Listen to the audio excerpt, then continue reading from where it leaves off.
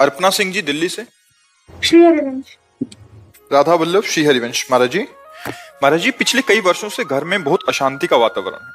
आपके श्रीमुख से सुना है कि हमारे जीवन में जो कुछ भी घटित होता है वो हमारे ही कर्मों का परिणाम है एवं इसका किसी व्यक्ति विशेष से कोई संबंध नहीं है। किंतु फिर भी जब माता पिता के आपसी संबंधों में मतभेद उत्पन्न होता है तो बहुत असहाय महसूस होता है। कई बार तब लगी कुशल न जीव कहूं, सपने हूं मन विश्राम।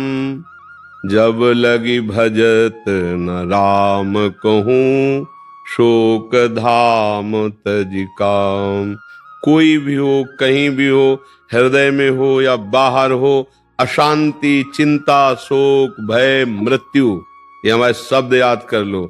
इनको भोगना पड़ेगा जबरदस्ती, बलात् ये तुम्हें रोनेंगे यदि भगवान का नाम जप नहीं है और शास्त्र के अनुसार आचरण नहीं है। चाहे मम्मी हो, चाहे पापा हो, चाहे पुत्र हो, चाहे मित्र हो, चाहे कोई भी हो, जब तक धर्माचरण नहीं, नाम जप नहीं, नाम कीर्तन नहीं, भगवत चर्चा नहीं, गोस्वामी जी कहते हैं उसको शांति प्राप्त नहीं हो सकती। किस बात से शांति मिलेगी? कामनाओं की बाढ़ है, अपनी अपनी भोग वासनाएं बढ़ी हुई है, उनमें कहीं शांति की गुंजाइश है? नाम जप नहीं है, शास्त्र मर्यादा नहीं है, शांति कहां से प्राप्त हो सकती है? और यहां कोई ऐसा जादू टोना वाला सिस्टम नहीं है।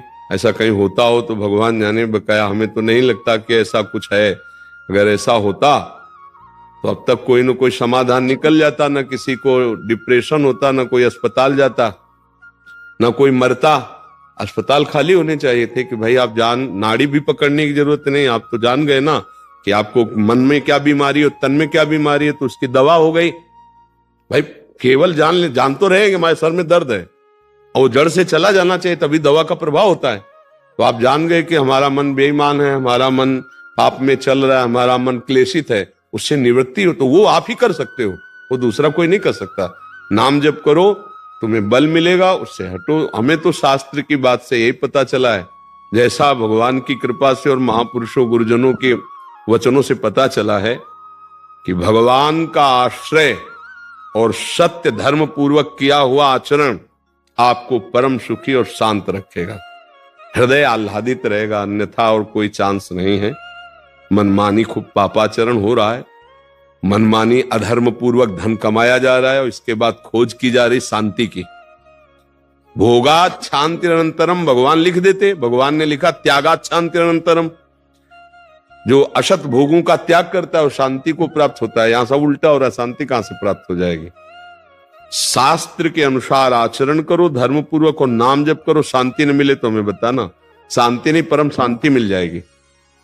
जिसके आचरण गंदे हैं वो चाहे जितना बड़ा बली हो, चाहे जितना बड़ा विद्वान हो, चाहे जितना बड़ा धनी हो, वो कभी शांत नहीं रह सकता। जैसे रावण, जैसे कंस, जरासंध, भौमासुर, ये सब विश्व लेवल के हैं, हिरण्यकश्यप। इसलिए हमें हृदय से प्रार्थना करने की इच्छा है कि आप लोग गंदे नशा छोड़िए, आप लोग गंदे आहार छोड़िए, गंदे आचरण छोड़िए और जितना बन सके नाम जप कीजिए। और जो आपका कर्तव्य वही आपकी पूजा है। अगर अपने कर्तव्य का पालन कर रहे हो, नाम जप कर रहे हो, तो फिर हमें बताना, अशांत हो जाओ। जब कामना ही अशांति है, अछत काम सुख सपने नाही। नाम जप करो, हमारे पास एक ही औषधि है, सत्य शास्त्रों की आज्ञा के अनुसार चलो, परम शांति। अपने कर्मों का हिसाब, चाहे आकाश में जाके छुप जाओ, चाहे पाताल में जाके छुप जाओ, कर्म वहां भी तुम्हें दंड दे के ही रहेगा। उस कर्म को कोई नष्ट कर सकता है तो श्री भगवान। भगवान कहते अवश्य में भोक्तव्यम कृतम कर्म शुभाशुभम, भोगना पड़ेगा, वो क्षमा कर दे। वो कह रहे हैं आम तो हम सर्व पापी भ्यो मोक्षयिष्यामि मां शुचा। मानो बात, अब नाम जप करो उनका, उनकी शरण में हो जाओ। आधा घंटे घर में नाम कीर्तन करो। जैसे कोई आते हैं, हमारे घर में किसी ने कुछ कर दिया, बाहरी चक्कर है, किसी ने नहीं किया, आपने किया है। बाहरी चक्कर नहीं, आपके भीतरी दिमाग का चक्कर है। 1 घंटा भागवत का रोज पाठ करो घर में, वो आधा घंटा नाम कीर्तन करो, थोड़ी देर आरती करके ठाकुर जी की दीपक जला दो। 2 महीना करके हमें बताओ आके कौन सा चक्कर रह गया, कौन सा आपके अंदर या आपके बाहर परेशानियां आ रही हैं। हे गंदे दिमाग की गंदी क्रियाएं, गंदी सोच, वो तुम्हें चैन लेने देगी। समझ नहीं पा रहे लोग। भगवान पर दोष देते हैं, भगवान ऐसा। जो जो पाप कर रहे हो अगर उनका दंड एक पाप का दंड है। अगर आप 5 मिनट ऐसी गलती कर दिए तो आपको फांसी की सजा होगी। गलतियों की सारी समझ लीजिए। आप 5 मिनट में ऐसे पूरा आजीवन कारागार नहीं। आपकी ऐसी कितनी गलतियां हैं, ईमानदारी से देख लो। अगर उन गलतियों का जो आप नहीं ओपन हुए और आप जानते हैं उनका दंड नहीं भोगे आप, तो आप सोच लो कितना कृपालु भगवान है कि अगर वो ओपन हो जाए तो 100 बार अब तक तुम्हें फांसी हो गई होती। अंदर से देख लो आप, अंदर से सब। और हम दोष देते हैं श्री भगवान को, बड़े कृपालु हैं कहो तो क्षमा कर रहे हैं। नाम कीर्तन, नाम जप, भगवत चर्चा सर्व मंगल करती है। नाम संकीर्तनम यस्य सर्व पाप प्रणाशनम। घर में मंजीरा उठा के और 4 लोग बैठ के घर के अभी कीर्तन करो तो मम्मी की भी बुद्धि शुद्ध, पापा की भी शुद्ध, परिवार की भी शुद्ध। अब जब नाम कीर्तन नहीं होगा, प्रपंच होगा, तो लड़ाई झगड़ा, अपनी अपनी वासनाओं के कारण अशांति तो होगी ही। दिमाग को हमें विश्राम चाहिए। वो नहीं ऐसे भजन से दोगे तो शराब पी के पाना चाहेगा, वो व्यसन करके पाना चाहेगा। दिमाग को शिथिल करने की जरूरत है। भजन के द्वारा शिथिल करोगे तो ब्रह्मानंद में डूब जाओगे, नशे के द्वारा शिथिल करोगे तो विषयानंद में डूब जाओगे, दुर्गति हो जाएगी। आप इस बात को समझिए। बिना भगवान के नाम संकीर्तन के ना घर पावन होता है ना हृदय पावन होता है। जिस हृदय में नाम है, जिस घर में नाम कीर्तन कथा साधु संगति, संतों का चरणामृत घर में कभी नहीं पड़ा, कभी संतों की जूठन नहीं गिरी, कभी नाम कीर्तन नहीं हुआ, कभी भगवत चर्चा नहीं हुई, तो भैया फिर उस घर में शांति आ जाए मुझे तो नहीं समझ में आता। अरे ठाकुर जी घर में विराजमान करके सेवा सत्कार कथा वार्ता धर्म पूर्वक कमाओ, अभी शांति आ जाएगी। शांति का जो उपाय है वो दूसरा है, संसारिकता नहीं है। राधे दुबे जी। जय श्रीमन नारायण महाराज। श्रीमन नारायण महाराज जी। महाराज श्री राम कृष्ण नारायण नरसिंह जगन्नाथ सब एक हैं, परंतु स्वरूप भिन्न होने से मति भी भिन्न हो जाती है। किसी एक भगवान के प्रति अनन्यता नहीं रह पाती। गुरु का वर्ण कर लिया क्या है? हाँ, तो बच्चा जब तक ब्याह नहीं होता तो सैकड़ों फोटो लड़की देखती नहीं देखती, लेकिन ब्याह होने के बाद अगर 2 ही फोटो देख ले तो फिर गंदा भाव माना जाएगा, नहीं माना जाएगा। हे तुम्हारा ब्याह हो गया, तुम दूसरे लड़कों की फोटो काहे को देखते हो? आ जाएगा नहीं हो जाएगा? तो अभी ब्याह ही नहीं हुआ तो फिर कैसे समझ में आएगा?